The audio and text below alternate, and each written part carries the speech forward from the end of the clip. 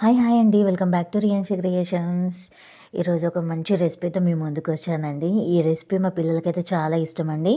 దీన్ని వచ్చేసి మనం బ్రేక్ఫాస్ట్లో అయినా, నైట్ డిన్నర్లో అయినా, ఈవినింగ్ స్నాక్లో అయినా ఎప్పుడైనా చేసుకొని తినొచ్చండి. చాలా బాగుంటుంది ఈ టిఫిన్ అయితే.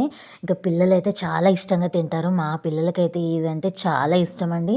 అసలు మార్నింగ్ చేశాను అనుకోండి, లంచ్ బాక్స్ మార్నింగ్ బ్రేక్ఫాస్ట్గా ఇదే తీసుకుంటారు, లంచ్ బాక్స్లో కూడా ఇదే తీసుకెళ్తారండి. వాళ్ళకైతే అంత ఇష్టమండి. ఇంకా ప్రాసెస్లోకి అయితే వెళ్ళిపోదాము. దీన్ని చేయడానికైతే మెయిన్ ఇంగ్రీడియంట్స్ 2 ఉంటాయండి. ఫస్ట్ వన్ వచ్చేసి ఉల్లికాడలండి. ఈ ఉల్లికాడలు ఇప్పుడు సమ్మర్లో చాలా వస్తాయి కదండి. చాలా ఫ్రెష్గా కూడా ఉన్నాయి. నిన్న మార్కెట్ నుండి తీసుకొచ్చాను, చాలా బాగున్నాయి. వీటన్నింటిని ఇంకా కట్ చేస్తున్నాను. వీటి కోసం తీసుకొచ్చాను. ఇంకా నెక్స్ట్ వచ్చేసి చిక్కుడుకాయ అండి. ఇంకా చిక్కుడుకాయ కూడా సెకండ్ ఇంగ్రీడియంట్ వచ్చేసి చిక్కుడుకాయ అండి. అసలు చిక్కుడుకాయ నేను 1/2 కేజీ తీసుకొచ్చానండి. ఇంకా చూడడానికి అయితే చాలా ఫ్రెష్గా ఉంది. ఓపెన్ చేసి చూస్తే మాత్రం మొత్తం పురుగులే అండి. ఒక 1/2 కేజీలో ఒక 1/4 కేజీ చిక్కుడుకాయ అయితే మంచిగా ఉంది. ఇంకో 1/4 కేజీ అయితే మొత్తం వేస్టేనండి. ఇంకా నార్మల్గా అయితే నేను 1/4 కేజీ టిఫిన్కి, ఇంకా 1/4 కేజీ కర్రీ వండుదామని అయితే తీసుకొచ్చాను. కానీ మొత్తం పురుగులే ఉన్నాయి. ఇంకా ఏం చేద్దాము, ఇంకా మళ్ళీ మనం వాళ్ళ దగ్గరికి అయితే తీసుకెళ్ళి రిటర్న్ చేయలేము కదా. అందుకని చెప్పేసి ఇక మొత్తం ఒలిచేసాను. ఇక మిగిలింది అయితే యూస్ చేద్దామని అయితే మొత్తం అయితే ఒలిచేసానండి. ఇంకా ఈ 2 ఇంగ్రీడియంట్స్ అయితే దీన్ని చేస్తారండి. అసలు ఏంటి ఆ బ్రేక్ఫాస్ట్ నేమ్ కూడా మీకు చెప్పలేదు కదా. కుడుములు అంటారండి. తెలంగాణ స్పెషల్ అండి ఇది కుడుములు. ఈ కుడుముల్ని రైస్ ఫ్లోర్తో అయితే చేస్తారండి. ఫస్ట్ అయితే చిక్కుడుకాయని మంచిగా వాటర్ యూస్ చేసి అయితే బాయిల్ చేయాలండి. పర్ఫెక్ట్గా ఉడికిన తర్వాత వాటర్ అనేది మనం తీసేయాలి. ఇంకా పర్ఫెక్ట్గా ఉడికిపోయాయండి ఇవైతే. ఇంకా వాటర్ అయితే తీసేసాను. ఇంకా తీసేసిన తర్వాత నెక్స్ట్ ప్రాసెస్లోకి అయితే మనం వెళ్ళిపోదాము.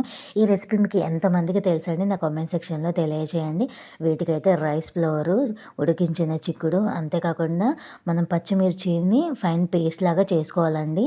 తర్వాత ఉల్లికాడలు అండ్ కొత్తిమీర, బాయిల్ చేసిన వాటర్ తీసేసుకొని అన్నింటినీ మిక్స్ చేసేసుకోవాలండి పర్ఫెక్ట్గా.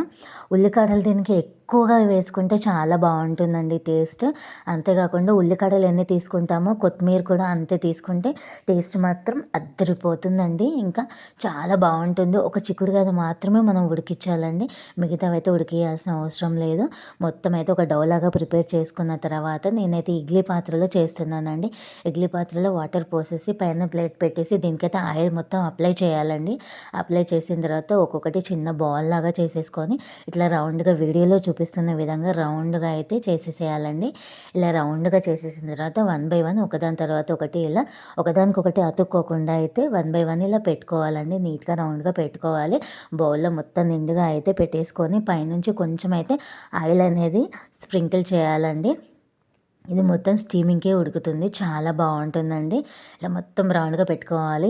ఒకదానికొకటి అస్సలు అతుక్కోదండి. చాలా బాగుంటుంది. రైస్ ఫ్లోర్తో చేస్తాం కదా, చాలా బాగుంటుందండి.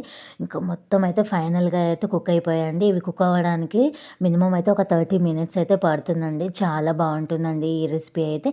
మీలో ఎవరికైనా నచ్చితే మాత్రం తప్పకుండా ట్రై చేయండి. Thank you.